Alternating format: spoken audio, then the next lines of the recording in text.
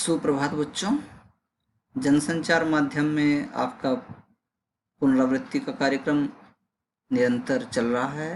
अब आपका अगला वीडियो जो है वो संपादन पर और संपादन के सिद्धांत पर केंद्रित है। तो जनसंचार माध्यम में आपने द्वारपालों के बारे में सुना। द्वारपाल का मतलब होता है गेट कीपर। द्वारपाल का कार्य क्या होता है कि किसी भी ऐसे व्यक्ति को अंदर ना आने दिया जाए जो अधिकृत ना हो, उसको हम द्वारपाल कहते हैं, गेट कीपर कहते हैं। उसका कार्य क्या होता है कि किसी भी ऐसे व्यक्ति को जो प्रवेश हेतु अधिकृत ना हो, अधिकार प्राप्त ना हो, उसको वो अंदर प्रवेश करने नहीं देते, तो उनको कहा जाता है द्वारपाल।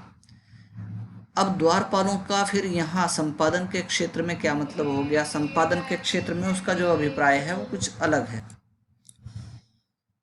बच्चों, आपको बताया गया था कि हर समाचार संगठन की या किसी भी मीडिया हाउस की अपनी कुछ नीतियाँ होती हैं और कुछ सरकारी निर्देश भी होते हैं जिनके हिसाब से उनको काम करना पड़ता है। हालांकि जो मीडिया है वो स्वतंत्र संस्था होती है जिस पर सरकार का नियंत्रण नहीं होता, लेकिन फिर भी कुछ ऐसी घटना घटित ना हो जहां सरकार की जवाबदेही हो और जिम्मेदारी जो कार्य हुआ वो किसके वजह से हुआ है? मीडिया हाउस की वजह से हुआ है।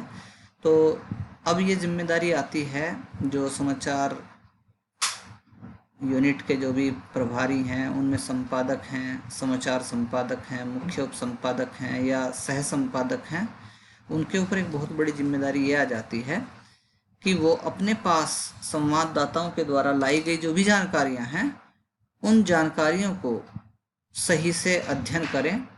उसमें कुछ ऐसा ना हो उस जानकारी में जिसका समाज पर प्रतिकूल प्रभाव पड़े या जिसमें कुछ मिथ्या बातें हों यानी झूठी बातें हों। तो इस तरह जो सूचनाएं लाई जाती हैं संवाददाता के द्वारा, उनको एक हिसाब से रिफाइन करने का काम जो करता है वो संपादक मंडल करता है। तो इनका कार्य बहुत महत्वपूर्ण इसलिए हो जाता है क्योंकि इनके ऊपर ही उसके प्रस्तुति की पूरी जिम्मेदारी भी आ जाती है। तो ये बच्चों यहाँ तक आपको बताया मैंने कि उसकी टीम में जो होता है संपादन टीम में, उसमें संपादक, सहायक संपादक, उप संपादक, मुख्य संपादक, समाचार संपादक इत्यादि ये प्रमुख होते हैं। अब हम संपादन के अर्थ को लेते हैं। यहाँ आपको बताया गया संपादन का अर्थ है कि सामग्री से उसकी अशुद्धियों को दूर करके उसे पठनीय बनाना। देखो, जब भी कोई सूचना आती है तो वो एक हिसाब से आती है, अपने अशुद्ध रूप में आती है। उसमें व्याकरण की भी त्रुटियां हो सकती हैं, उसमें स्पेलिंग की भी त्रुटियां हो सकती हैं, उसमें भाषा शैली से संबंधित कुछ त्रुटियां हो सकती हैं। तो उन सभी अशुद्धियों का निराकरण करने के पश्चात उसको पढ़ने योग्य बनाना संपादन कहलाता है, एडिटिंग कहलाता है। और इसको करते कौन है? उप संपादक, सह संपादक, मुख्य संपादक इत्यादि की जिम्मेदारी बनती है कि कहाँ से उस खबर में से कितना हिस्सा काटना है, किस तरीके से उसकी अशुद्धि दूर होगी और किस तरह उसमें कुछ नई चीज़ें ऐड करनी होती हैं। तो ये जो कहलाता है संपादन या एडिटिंग कहलाता है। ये एडिट शब्द से बना है। अब उसके बाद में आते हैं बच्चों संपादन के सिद्धांत क्या हैं। तो पत्रकारिता है, उसके अपने कुछ सिद्धांत होते हैं, उसके कुछ अपने नियम कायदे होते हैं और एक पत्रकार से हमेशा यही अपेक्षा की जाती है कि वह समाचारों का संकलन करे और इसके दौरान संपादन के जो सिद्धांत हैं उन सिद्धांतों की अवहेलना ना हो, अर्थात वो इनका पालन करता है। तो पत्रकारिता के आदर्श या मूल्य भी इन्हीं को कहा जाता है। संपादन के सिद्धांत को हम पत्रकारिता के आदर्श या वैल्यूज, आइडियल्स और वैल्यूज भी कहते हैं। तो यदि कोई समाचार संगठन का पत्रकार है और वो इन चीज़ों का अनदेखी करता है, इनको इग्नोर करता है संपादन के सिद्धांतों को, तो एक हिसाब से क्या होता है, वो अपने ना तो पाठकों का दिल जीत पाता, ना उस समाचार संगठन का दिल जीत पाता जिसमें वो काम करता है। तो किसी भी समाचार संगठन के लिए ज़रूरी है कि उसको हमें विश्वास के काबिल बनाना होता है और विश्वास के काबिल बनाने की जो जिम्मेदारी होती है वो किस पे होती है? पत्रकारों के ऊपर होती है। तो पत्रकारिता की क्रेडिट को बनाए रखने के लिए, उसके सिद्धांत को बनाए रखने के लिए हमें कुछ सिद्धांतों का पालन करना ज़रूरी हो जाता है जिन्हें हम संपादन के सिद्धांत कहते हैं। तो बच्चों, इसमें आप देखिए 5 इसमें पॉइंट्स हैं। पहला है तथ्यों की शुद्धता, यानी जो भी सूचना इकट्ठी की जाती है जो सूचना फील्ड में से पत्रकार या संवाददाता भेजता है उसमें शुद्धता होनी चाहिए, उसमें एक्यूरेसी होनी चाहिए। यानी कोई भी तथ्य ऐसा ना हो, भ्रामक हो, जिससे समाज पे कुछ विपरीत प्रभाव पड़े, प्रतिकूल प्रभाव पड़े, जिससे उसे समाचार संगठन की जो साख है समाज में वो साख गिरे।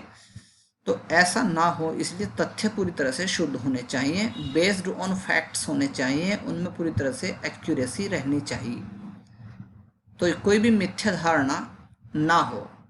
तो ये सबसे पहला और सबसे ज़रूरी सिद्धांत होता है संपादन का। एक संपादक को चाहिए कि उसके सामने जो तथ्य प्रस्तुत किए गए हैं उनमें पूरी तरह से शुद्धता हो या एक्यूरेसी हो। दूसरी बात होती है कि पत्रकारिता में किसी विषय को हम इतना बढ़ा चढ़ा के नहीं कहें कि जिससे उसके अंदर जो पाठक वर्ग है उसकी रुचि ही कम हो जाए। यानी ऑब्जेक्टिविटी पे हमें ध्यान रखना चाहिए सब्जेक्टिविटी की अपेक्षा।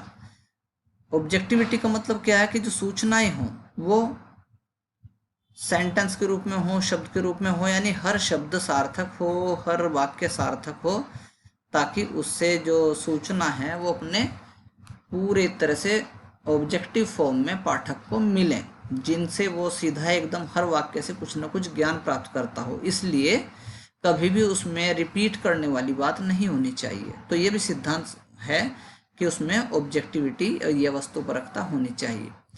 फिर अगला जो सिद्धांत है वो है निष्पक्षता यानी फेयरनेस।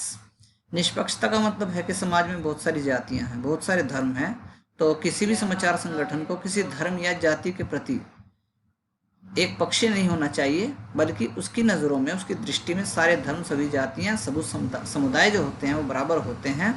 इसलिए उसका जो एक सिद्धांत बनता है निष्पक्षता का, उसमें वो किसी का पक्षपात नहीं करता, किसी भी तरह का कोई पक्षपात नहीं करता, बल्कि वो सबके लिए बराबर होता है। उसके बाद जो बच्चों अगला सिद्धांत आता है वो है संतुलन का। यानी ये ऊपर वाली चीज़ के साथ में ये लगभग जुड़ा हुआ है। तो संतुलन से मतलब ये होता है कि हमें अपनी पत्रकारिता के माध्यम से बैलेंसिंग बना के रखनी चाहिए, संतुलन को बना के रखना चाहिए, ताकि हमारा जो उसका समाचार संगठन की जो क्रेडिबिलिटी है, साख है, वो पूरी तरह से कायम रहे और किसी तरह का दाग भी हमारी उस संस्था को ना लगे। आगे आता है कि स्रोत यानी सोर्सिंग एट्रीब्यूशन। इसका मतलब ये होता है कि जिस भी स्रोत से हम समाचार लेके आते हैं वो पूरी तरह से ऑथेंटिक होना चाहिए। ऑथेंटिक का मतलब क्या होता है कि हम उस पर विश्वास कर सकते हों। तो इसलिए बच्चों आपको बताया गया है कि कुछ ऑथेंटिक सरकारी संगठन होते हैं कि जिनसे प्रकाशित होने वाली जो खबरें होती हैं वो समाज को उनको एक सत्य के रूप में स्वीकार करना चाहिए, क्योंकि वे एक औपचारिक संगठन हैं और उनके द्वारा जो सूचना उपलब्ध कराई जाती है उसमें किसी तरह की भ्रामकता नहीं होती। तो अब थोड़ा सा इनको हम डिटेल में ले लेते हैं, थोड़ा सा एक्यूरेसी क्या होती है और दूसरे जो तत्व हैं वो क्या होते हैं।